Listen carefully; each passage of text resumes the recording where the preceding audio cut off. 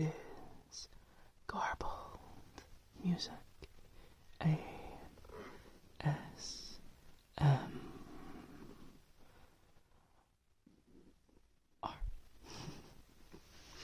And tonight we're going to be playing the sequel to one of my favourite games, Bag of Dungeon 2. First of all, I'm sorry if I'm a little quieter in this video.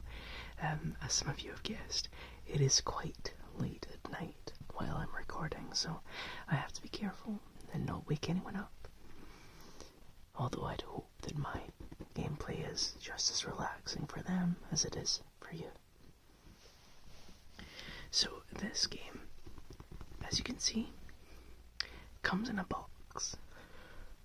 Bag of Dungeon 1 also came in a box, but I realised that I completely forgot to show you it. So here it is. Here's the box for 2. Here's the back. Gives you a little sneak peek to maybe some new characters and the new dungeon tiles, which in my opinion look a lot better. So let's open this up. Now, you'll be greeted to a very familiar sight when I open this box, because it is another bag. Let's get this bag out. Now, I know this bag looks bigger. It is actually the same size. It's just because this one's been sort of like squished and flattened by the box. See the pattern in there? That's quite cool. That's quite very cool, isn't it? Gorgeous. And this game is actually kind of the reason why I started this series, because there's actually a brand new expansion for Bag of Dungeon coming out soon. I think I backed it in December or January, and I should hopefully be getting it the start of October next month. Kickstarter projects can take a very long time, and there's so many moving parts in all of this, so hopefully if you're seeing it after that time, you might be able to grab the expansion at retail price, and I'll probably have a video out as soon as I get it, to be quite honest, because I have been so excited. But it's an expansion for this, for 2. 2 is, as you saw in the box, it is also a standalone game, and it is an expansion for the first game. You can play both in tandem. They're sort of part of an ongoing campaign, but it is also a fully playable game by itself. And sorry, just readjusting. I'm still not entirely used to this setup, so I'm trying to sort things out and iron out all the issues here. So let's open the bag. And inside, as you can see, we have some differently patterned tiles. One thing that I really appreciate is that everything in this game has a different design, a different pattern to the other game, to Bag of Dungeon 1, and that is very handy for when you're mixing and matching, for example. When you're playing both games together, it's quite difficult to get things, or it's easy to differentiate between the two PCs and put them back. That's one thing that I always get so pernickety about. I always like to make sure that, everything from one package is in, each package, that I can, separate everything and put everything back where it belongs. So let's take out the character cards for now. I'll show you those later. We have a bag of dice.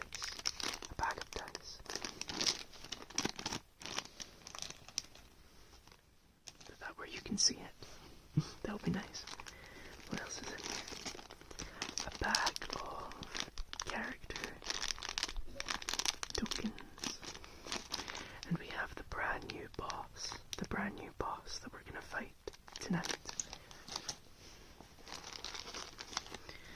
We also have, these are some of our new mechanics, our special tokens. I also have, I believe this is the start and the end tiles. Yes, it is. just to keep them separate. Very, very smart. What else is in here? What else is in here? We have our item and monster bags. And I think there's something else in here too.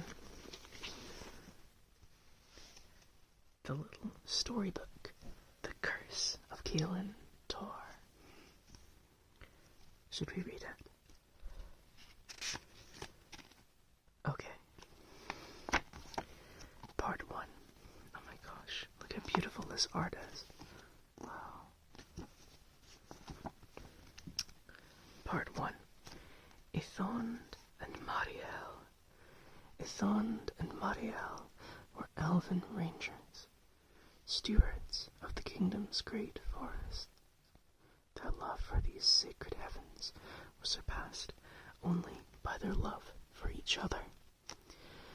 Seeing a great union in the young couple, Alderon, the Elven King,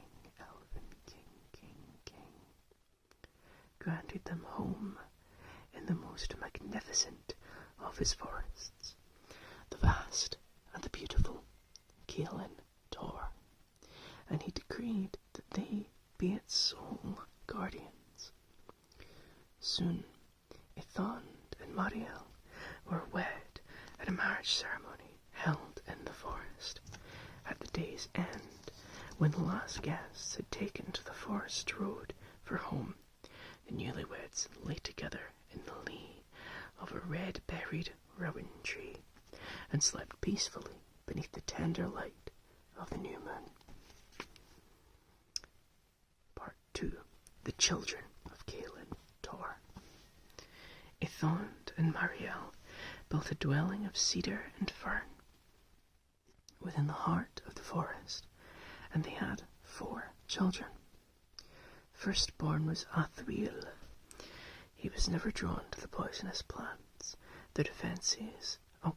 He was ever drawn, my apologies, to the poisonous plants, their defences and their cures. His sister, L'Oreal, a little younger, had natural skill with woodland magic, and would call with ease upon the powers of the forest.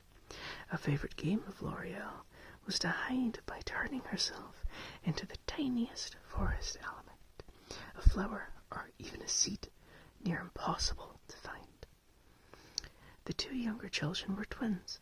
Leonte had affinity with spiders, able to command them against intruders. He knew as well as them the roots of their webs through the forest. Marta seemed ever preserved from peril, and her parents perceived that she had been bestowed with nature's gift of good chance. From their first days, the children were ever friends and scholars of the forest. Part 3. The Peaceful Path. Unlike many of the hallowed elven forests, Kaelin Tor was not closed to outsiders, but was a place of welcome, open to any soul who would enter with peace in their hearts and respect for the realm. Those who journeyed beneath its lofty canopy enjoyed serenity and protection without judgment.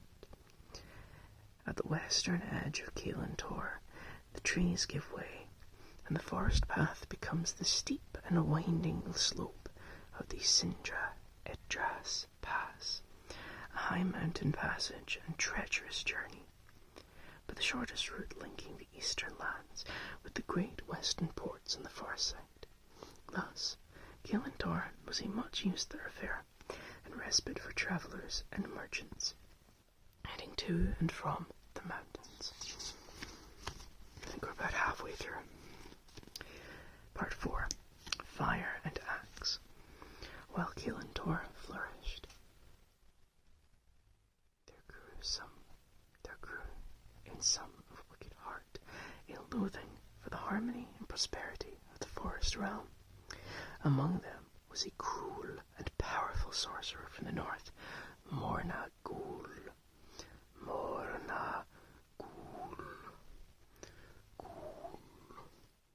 who had long despised the elves and their precious homelands. He eyed Kilintor as a prize of his own envy. One day, Mornagul gathered a foul creature army of immense size and destruction and marched on Kilintor. As his hordes swept into the forest, King Alderon's army was waiting, and many great battles were fought, but Mornagul had brought overwhelming forces and much dark magic, including unquenchable fire. The tide of battle went ever in his favour. After many long days of fighting, King Alderon was slain, and Kilintor was all but lost. Deep in the forest, Ithond and Mariel fought on, calling on the trees and creatures of their home to defend against the invaders, but alas, in vain hope. This is quite good. We're halfway through now. Part 5, The Last Sunset. Despite Ithond and Mariel's great efforts to slow and slay the enemy, as the howling and caterwauling closed in around them, it became as clear as the tears they shed that they and their children faced their end. Soon enough, 30 or more of Mornagul's creatures came upon Ithond and Mariel outside their home, defiant, with sword drawn and bow notched. Ithond sprang toward them with his great elven blade, killing almost half the company with dazzling speed, until a huge, rough-skinned beast swung its warhammer and struck a mighty blow that felled Ithond dead. Mariel let loose arrow after arrow into the approaching monsters, but their greater numbers were quickly upon her. They overwhelmed and bound her tight with rough ropes. Ithond's killer searched the dwelling. It had known that this family was 6 in number. It would have looked more, but in its ignorance it had no clue that 4 children were hiding. I think I might know where this is going. Chapter 6, The Maiden Tree. Mariel was dragged into a large clearing of scorched stumps and bare earth. Mornagul paced back and forth before his prisoner, stroking his long, tawny beard. With little further thought, he raised an outstretched hand at Mariel and fired a bolt of fire, striking her. Raising his arm, he lifted Mariel in an orb of flame, and a thick skin of black bark began to envelop her. Whip-like tendrils sprang from her transforming form, then shot through the orb, rooting themselves deep in the earth. With a piercing cry of twisting, wrenching wood, Mariel was changed from woman into tree, becoming trunk, bow, and branch, and soaring to a great height until she finally stood silent, an immense, gnarled, and blackened miscreation, towering over all. "Hear me, maiden tree," said Mornagul. "You bear my curse. Nothing good will ever again grow in Kilintor, for you are now the poisoned heart from which this, my forest, will feed." Chapter 7, A Whisper on the Wind. Hidden in the forest, scattered along the route by which Mariel was taken to her captor, lie 4 small seeds, separated by some distance as if dropped with intent.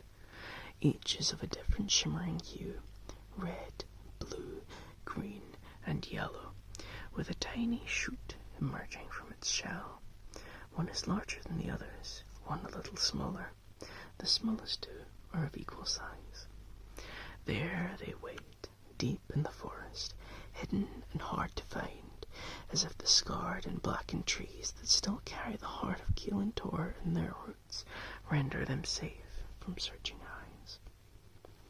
In the dead of night, When the forest sleeps uneasily in its cursed nightmare, a soft breeze is carried from the maiden tree. Like a whispered call across the forest, to those who know the elven tongue and listen carefully, words can be heard on the wind. Sar istar, salen thiramen lithai, nu alit. We wait together, my beloved children. Hope will come. The children are the seeds. I thought so. Their powers match the little power-ups you get from the seeds. Chapter 8, Marta's Gift. Forests never die, no matter how terribly they are despoiled by those of evil spirit.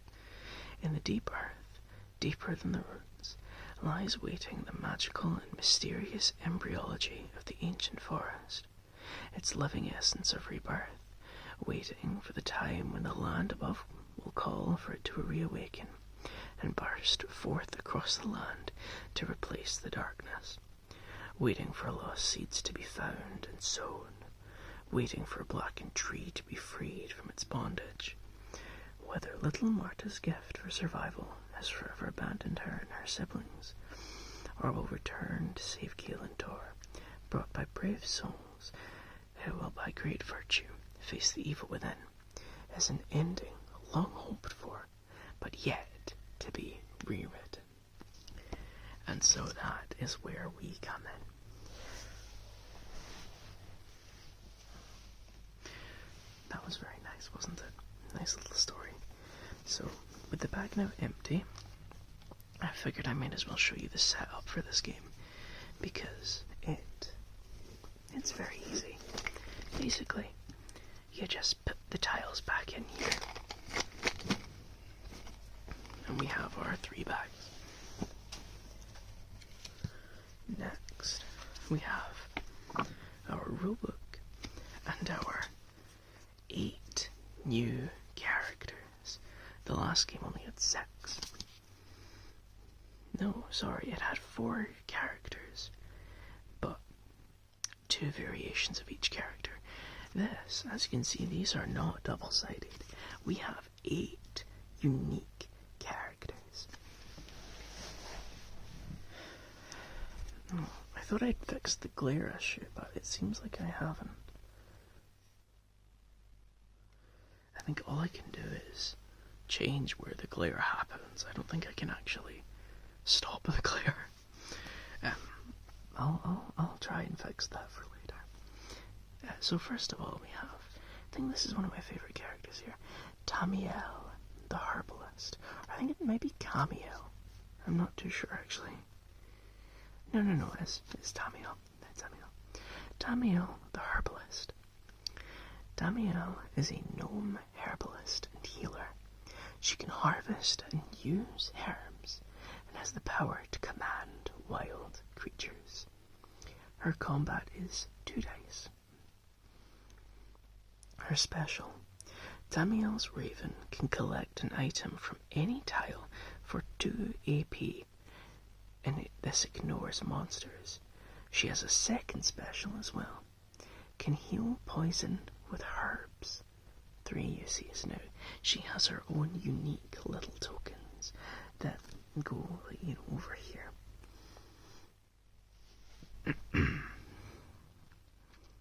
So she can heal poison 3 times throughout the game, which is very handy. Poison is the new mechanic for this game. One of the many. Next up, we have Moonbeam the Fairy. Do you think she likes ice cream? Moonbeam is a fairy seer. Deceptively timid, this tiny forest creature can wield deadly force well beyond her size. Her combat is 2 dice, yet again. Her first special, for 4 AP, she can use a psionic blast once per melee combat, which is again 2 dice of damage. I'm not sure if that's 2 added or if it's just 2 dice, but that seems a bit of a waste if it's just the same whatever. Her second special, she can fly over quicksand and pits, but she cannot use armor, shields, or boots. They wouldn't fit her. She can only wield one-handed weapons, but she must wield them as if they are two-handed. And if Moonbeam takes any damage in a fight, if still alive, she's knocked to the adjacent tile and may continue her turn. So she's knocked back every time she takes damage in fight. I guess only after leaving combat. Next up, we have Wiseleaf, the Guardian. Wiseleaf was an elder protector of Caelan Tor, but was driven out with fire and axe by the foul creatures that now dwell within. His combat is 2 dice plus 3. His first special is that he is immune to poison, and his second special is that he takes -1 damage in all instances. Very, very good. I think I might have just been blowing into the mic, I apologise.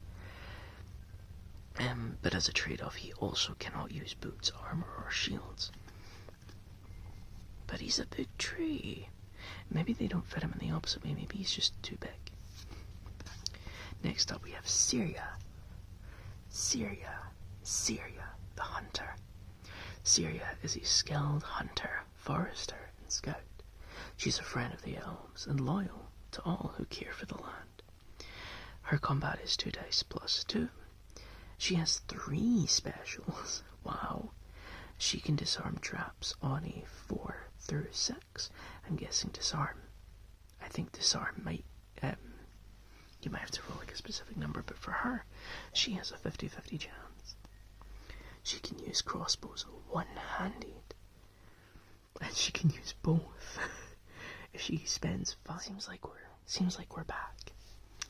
I'm so sorry about that. My phone ran out of storage again, and then I realized that I forgot to delete one of my other videos.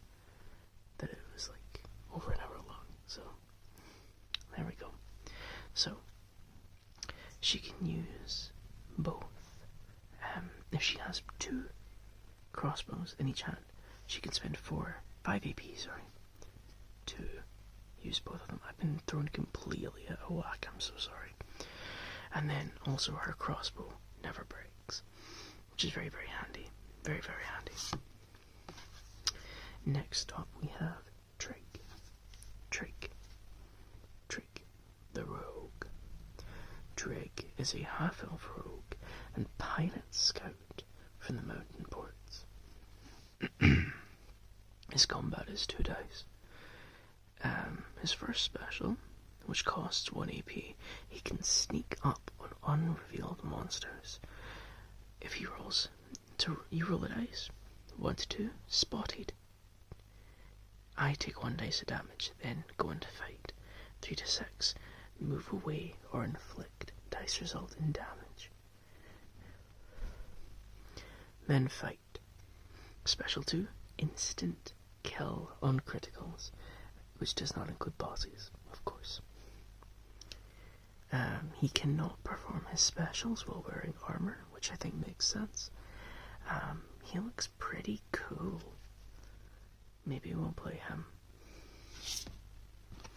Next up we have Thalinor, the wizard. Thalinor is a wizard enforcer from the Tower of the Magi. He has been sent by his ancient order to kill Mornagol. His combat is 2 dice. Triggers 2 dice as well. His first special keeps scrolls on defeat. Special 2 causes +2 damage with a staff. Can cast his spells multiple times per turn, paying health cost for each. And we have a little list of spells here that he can do. So he can cast Polymorph, redraw a new monster. You can redraw a monster, but you have to keep it. That costs 2 health. lightning bolt, range 0 to 3, 2 dice of damage, cost 3 health. Teleport, move any adventurer in LOS at end of turn up to 6 spaces. That also costs 2 health. And then summon an owl familiar. Add 1 dice in a fight. That costs 2 health as well. Very cool. They got very experimental with the characters, and I really love it. I love it. Next up, we have Neokor, the half-ogre. Abandoned at birth by his tribe, Neokor was raised by the kind farmers of West Dragon Reach. He can be both loyal friend and fearsome opponent. His combat is 3 dice. His special starts with 1 random weapon, shield, or armor first drawn. He cannot use spells. Next up is Astasia. Astasia, the changeling. Astasia is a changeling from the Red Forest. Shunned by many, changelings can take the living form and abilities of any dead creature. So she can take the form of any defeated monster and use its combat stats. It cannot use items, and you have 3 uses of it. She has special tokens as well. She also has special tokens. Look how pretty her art is. Look how pretty her art is. No. Okay, so that's us. That is everyone. I think this time I'd like to play 2 characters at the same time. I don't know if I really saw a healer, which is a thing.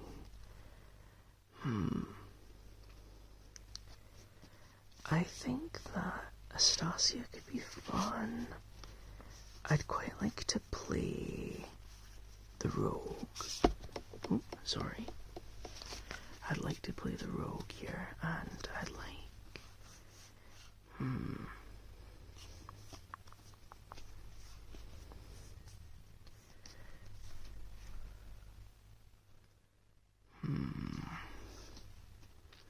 Maybe we should go Astasia.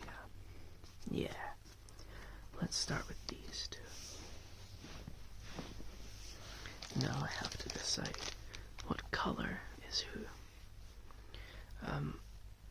Hopefully that fits and will continue to fit.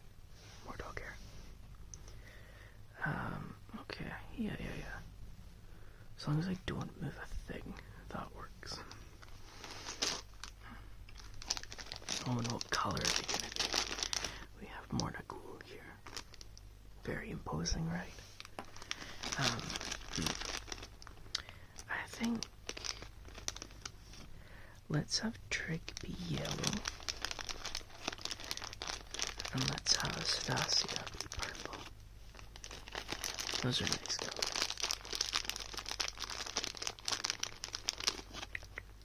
There we go. Let's get all the purple ones as well. Perfect. Now this is how you're supposed to play the solo game. You're supposed to use multiple characters. So we're gonna set up our character here. We're gonna have 3 lives as usual, 5 AP, and we're just gonna pop our little guy there. In fact, let's get the start of that.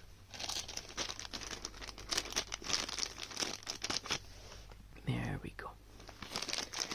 I don't exactly remember what all of these are. I think we have these seats, so we're going to be collecting these seats as we go through the dungeon, and each of them have their own abilities. As you remember from the story, I'm sure, they are all the elven children. So here's Astasia's little tokens here. There we go. I think Are there any poison tokens in here? I don't think so. I think maybe the only ones we might need... Oh, yeah, slight, very mild arachnophobia warning. There are little spiders in this game. Are little spiders, but I won't show you those up close. Don't look too hard if you don't want to see that. Okay. But they're there. And I think everything else, maybe... I think everything else is not required. I'll figure it out. I'll figure it out. I'm gonna keep those little spider tokens off screen until we need them, actually. Makes more sense. Let's take out our dice. We haven't set up Astasia yet. Silly me, silly me. So she's gonna put that there. Her tokens just sort of sit here, I think. It's more just like, just so you know how many uses she has left. There's no really like set place for them to go on here. Now we don't have any heals. We have no way to heal outside of items, so this will be fun. We have these gorgeous, gorgeous wooden dice. Everything in this game is wooden, if it's not cardboard, which I think is very, very nice. I hope they keep up that level of quality for the new expansion. Very pretty, very, very pretty. Okay. I'm going to read up on the rules just to make sure that I'm fully clued in, and then we're gonna start our game. Meet you there. Okay. I've read up on the rules, and I think I'm all ready to begin. So, without further ado, who are we gonna start with? Let's start with Trig here. So, let's spend 1 AP to pull a tile.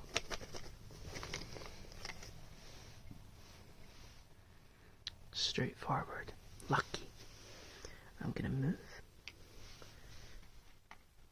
1 more AP. More dog hair. I'm gonna spend even 1 more here. Another straight on.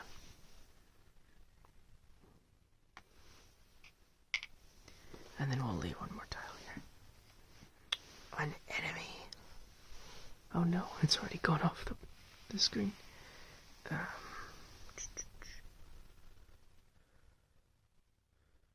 Right. So, there are a couple rules that I negated last time. One of which is before you encounter an enemy, we place down a little enemy tile to tell us that we haven't encountered this enemy yet. So, without further ado, it is now Astasia's turn.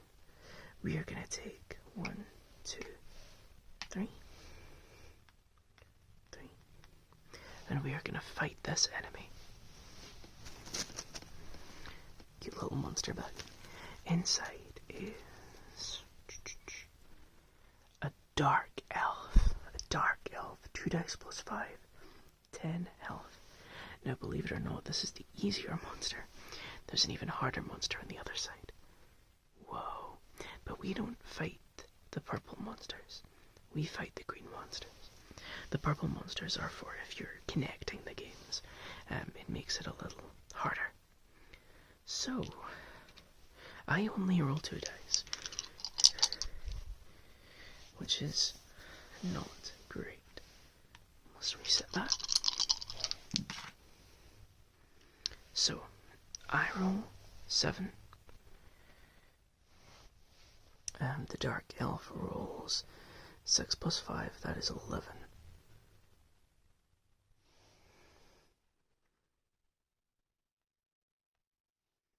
One sec. I can do this, maths. 4 health. Yes. Okay. I am going to spend 1 AP to invite Trig to become my tag partner, and he uses his AP to come to my aid. And how this works is I gain 1 extra dice when fighting. So that is 11. How much does the Dark Elf roll? 8 add 5, which is more than 11. 13. So that is a difference of 2. So I take 2 damage and Trig takes 1. This isn't going very well, is it? Right. Let's try again. That's a very low roll. Not great. But he didn't roll great either.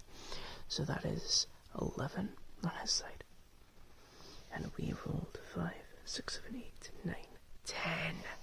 How unlucky is that? Oh no. Oh, I completely forgot to mark this guy's health. It honestly doesn't matter because we haven't done any damage to him yet. Well. That's 12. And then he rolls. That's 11. We do 1 damage to this guy. Oh my god. Right. That is 10. And this guy does 11 again. So yet again, I lose 1 health. Right. Okay. This is where we die. That's a 4. And yeah, this guy rolls 11 again. Nastasia dies. So when a character dies, they lose all of their items and they lose a life. But we don't have any items, so that's fine. And now what happens is Trig will take over the fight for us. And technically speaking, I think I can pull her in for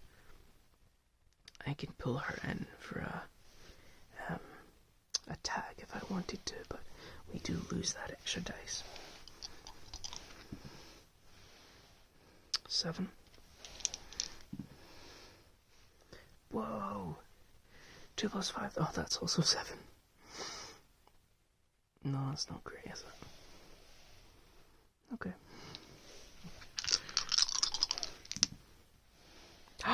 I crit. So that is 24 damage. Minus 7 plus 5, which is 11. 11 minus 24 is 13? 14? No, 13, yeah, it'd be 13. So, this guy dies, thankfully. Oh my goodness. And we take that little token off and pop that back. And we now gain 2 items. Now we can freely share our items between our adventurers. Our first item is a dragon scent. I can use this, spend 2 AP to reduce a monster's health by half. I'm going to assume this doesn't work on bosses, so we'll pop that there. And our second item, magic beans, plant a bridge. I'm gonna have to check the rulebook to see how that works. Magic beans, magic beans. Plant these magic beans on your tile and one other. Place a token at each location. There is now a permanent vine bridge between the two tiles. It costs 1 AP to cross. Very cool. So I guess that's that. Let's carry on with our turn. I'm gonna spend 1 AP to lay a tile, and I hope it's a curve. It's not. Oh no.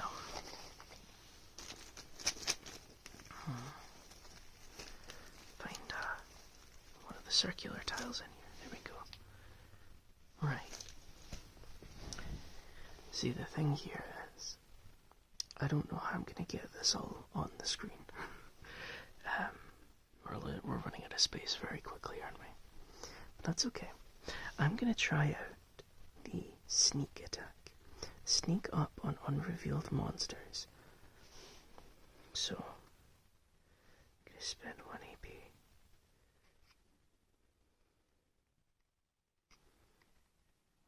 Yeah.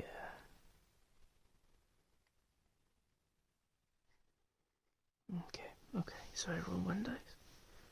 On a 3 to 6, I can move or do that number of dice in damage.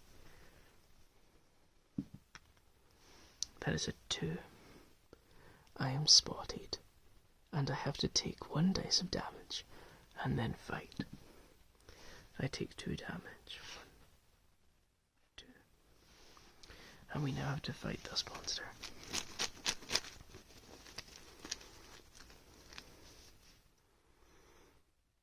It is a black willow.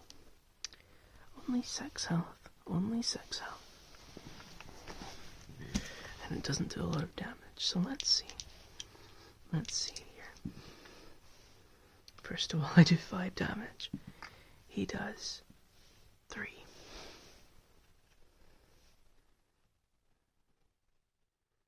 Take 2 damage there. The enemy takes 2 damage, I mean. I roll a 7. The enemy rolls an 8. I take 1 damage.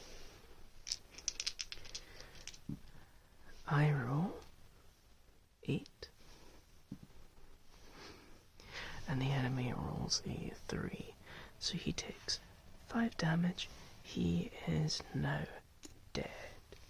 And I gain 1 item. Yippee.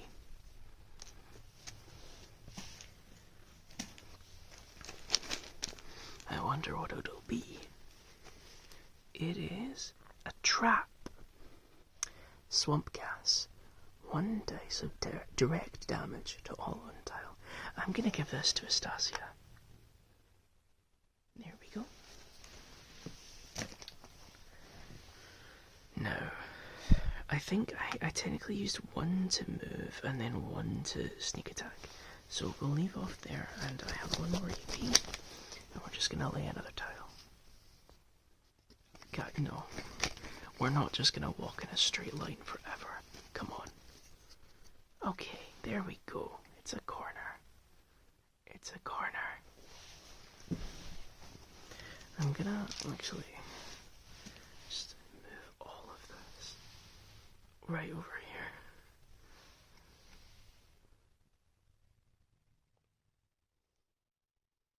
Because this is horrendous.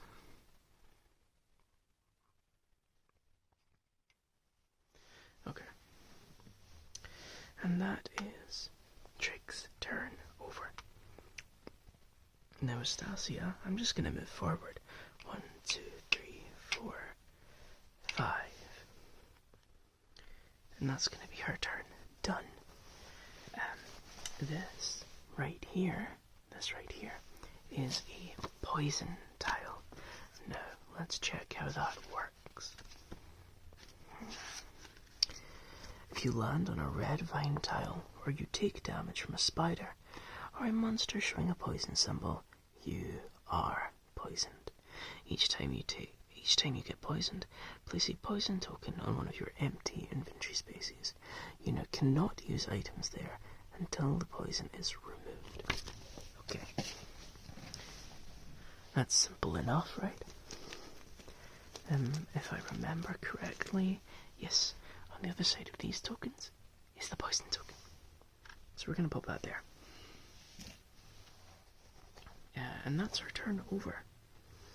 So let's start with Trig. Now, first of all, he moves one. And he also takes poison. It should be pretty easy to heal, but I'm going to put it there because I can't even use that.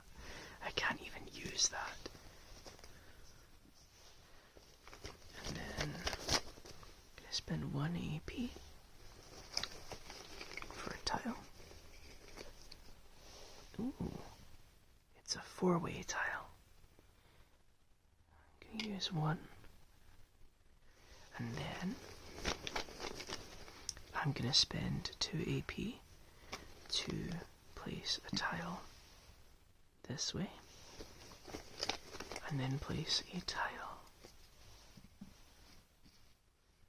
this way. Okay.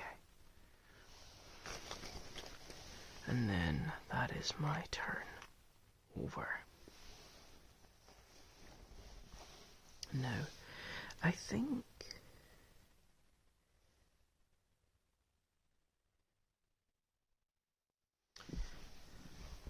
I am going to use one of Astasia's changeling tokens to turn her into the Dark Elf. This gives me... This gives me 2 dice plus 5, which will be very, very helpful. And although it doesn't take up an item slot, I'm going to keep it there just so that I remember. And she is going... Where is she going to go? First of all, 1 here. And let's draw... Yeah, let's move another one here. And let's draw a monster, now that she's all beefed up. Okay. We have a Ceropod. Is that what that says? Yes, a Ceropod. 1 dice plus 3, 7 health, and this feller also does poison damage. Very scary. So first of all, let's roll for Astasia. She does, that is 6, 7, 8, 13 damage. Poor little Ceropod here does 6. That means immediately he loses 10 hit points and dies. Perfect.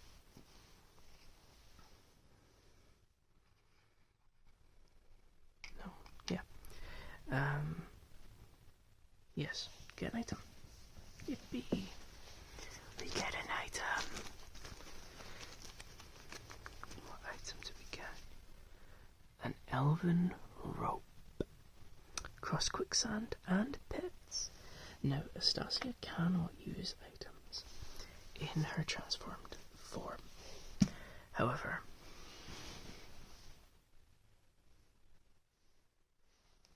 she can at least hold them for Trig. So let's keep moving here. Let's spend 1 AP. Wow! We found one of the brood seeds.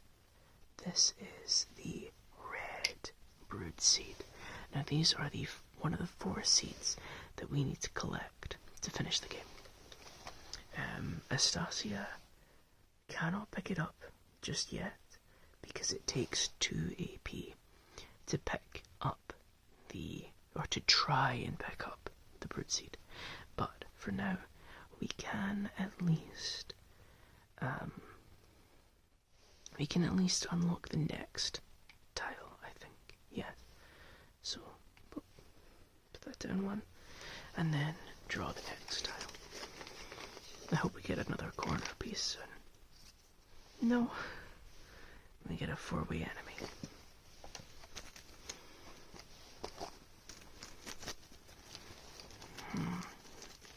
Need to find a monster tile.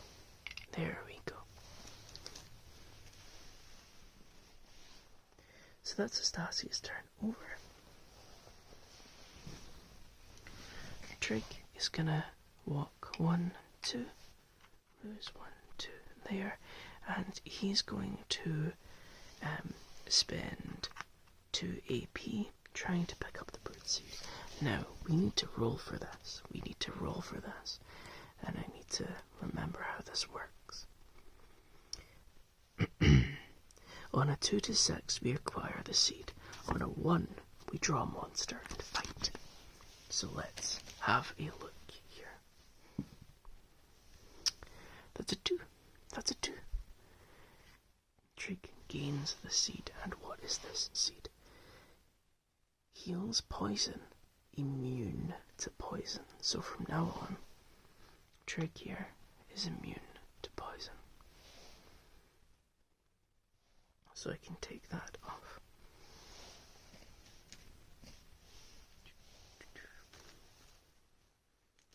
Very awesome. Now he only has 1 hit point. He only has 1 AP, left. So I don't know if I want to go into combat with him or if we just end here. I think we just end his turn here and move back over to Astasia. Astasia is going to jump headfirst into combat. 1 AP there. Let's find out who we are fighting.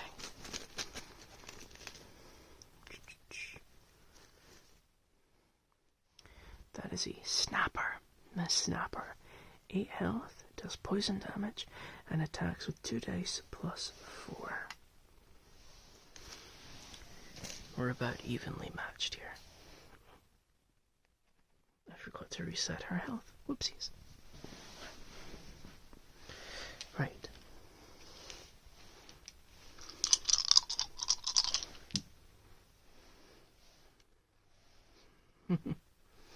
That's not good. That is not good, is it? Our enemy friend deals 14 damage, and we do 6 plus 5, which is 11. So we take 1, 2, 3 damage. Okay, our enemy next rolls 7 damage, and we roll not much better.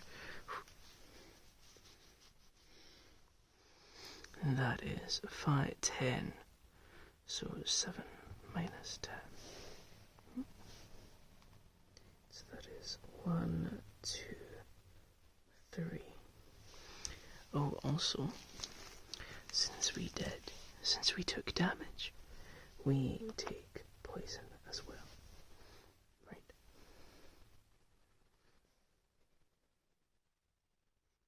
There's more hair. There's hair everywhere. Right. We're doing something at least. So I rolled a 13. My enemy rolled 7. So that is 6, I believe, damage. 2, 4, 5. Dead. Yippee.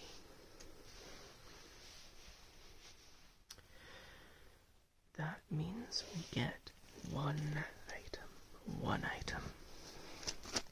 What are we gonna get? What are we gonna get? What are we gonna get? A fire cap. We can roll 1 extra dice, and I'm gonna give that to Trig.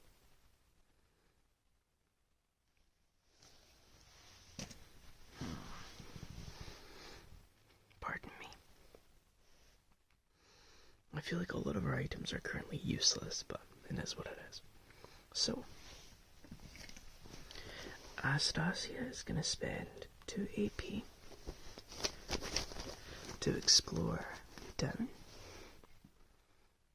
and to the right. poison tile. Okay.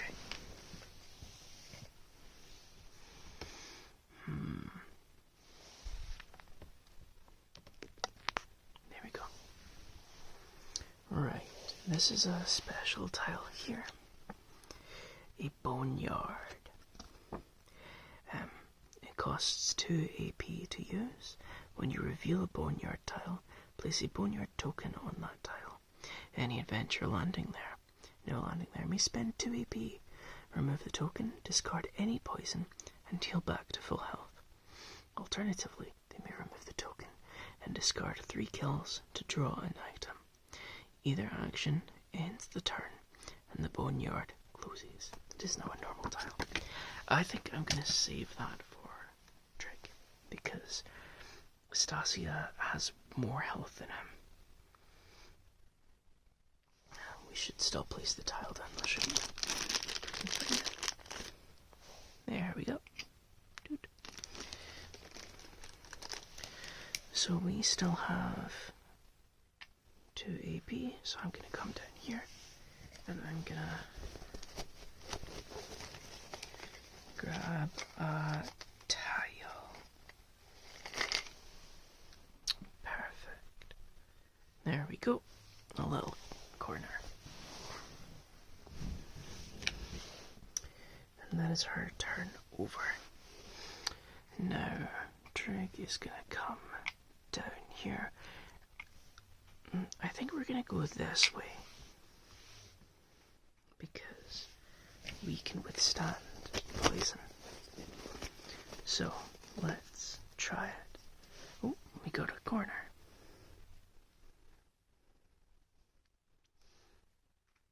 Yeah, and then we're going to move there.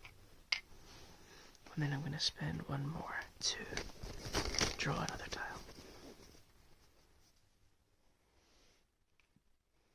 Oh, okay. Very windy. Very, very windy. Maybe we should. Maybe I'll place it this way. I'll place it this way. Gives us a little more wiggle room. I don't know how I feel about the 2 of them going off their separate ways. Do I have any healing potions? No, I don't. Of course I don't. That's fine. So Stasia is going to 1 AP to move down, 1 more AP to draw a tile.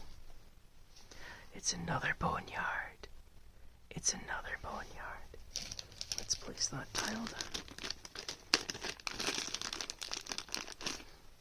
There we go.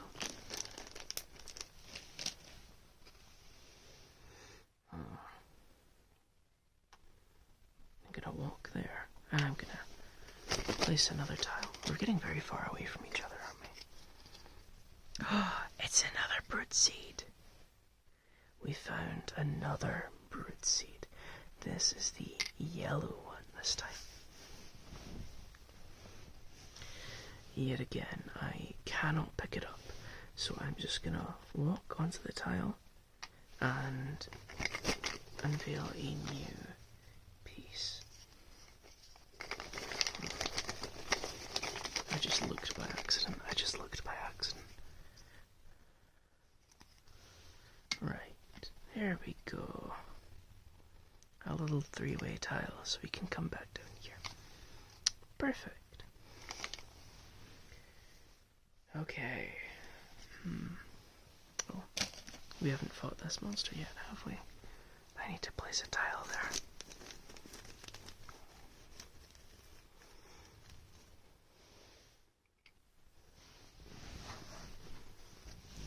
How many tiles do we have left?